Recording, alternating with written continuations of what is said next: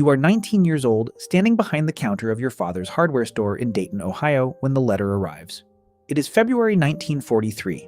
Outside, snow is melting into gray water along the curb. Inside, your father is arguing with a customer about the price of nails. Your girlfriend Ruth is waiting for you after work because you promised to take her to the picture house. You have ordinary plans. Save enough money for a ring. Marry her after Christmas. Maybe take over the store one day. Nothing heroic, nothing complicated. Then the mailman places the envelope on the counter. Your name is typed across the front. Your father stops talking before you even open it. He fought in France during the First War. He knows what government paper feels like in the hand. Your mother cries when you bring it home. Ruth does not. Not at first. She sits beside you at the kitchen table and holds your wrist so tightly that you can feel her pulse through her fingers. The letter says you must report for induction in 12 days. 12 days until your life belongs to someone else. On the morning you leave, Ruth gives you a photograph taken beside the river the previous summer. She is smiling into the sun, one hand holding her hat. On the back she has written 5 words. Come home before the leaves change. You laugh because neither of you wants to admit that the leaves may change more than once before you return. You slide the photograph into the inside pocket of your jacket. It will stay there through training, across an ocean, into a landing craft, and onto a beach where almost everything else you carry will be lost. The Army sends you to basic training in Georgia. They cut your hair, take your clothes, replace your name with a number, and teach you to obey before you have time to think. You march until your feet blister. You learn to strip a rifle in darkness. You crawl under machine gun fire while instructors shout that the bullets are real because fear is supposed to make the lesson stick. You throw grenades, dig fighting holes, run until your lungs burn. At night, men talk about home with the intensity of starving people describing food. That is where you meet Eddie Caruso from Brooklyn.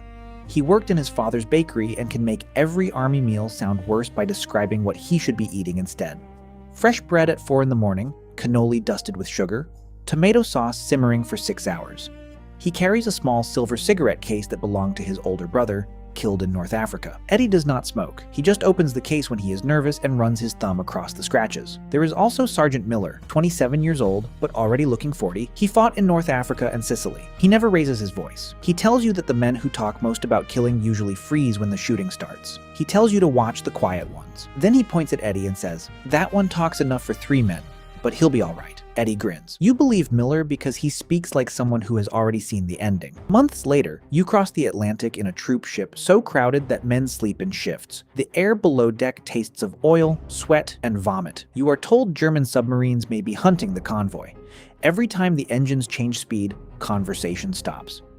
You imagine a torpedo striking the hull and the ocean pouring in before you can reach the stairs. Nothing happens. That almost makes it worse. Fear with no release has nowhere to go. You arrive in England beneath a cold gray sky. Villages look peaceful.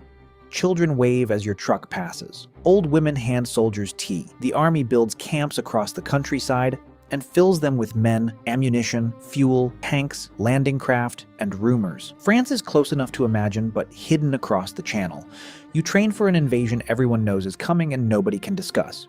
You climb down rope nets into small boats. You run across mock beaches under blank fire. You practice clearing obstacles, crossing wire, and attacking bunkers. Officers show you models of the French coast. They point to exits, strong points, minefields, and fields beyond the beach. On the map, every problem has an arrow drawn through it. Eddie leans toward you and whispers, "Amazing how bullets respect arrows." You nearly laugh during the briefing. Miller does not. On June 5th, 1944, rain beats against the tents. The wind is strong enough to shake the canvas. Men are told the invasion has been delayed. Some cheer. Most pretend to. That evening, the order changes. You are going.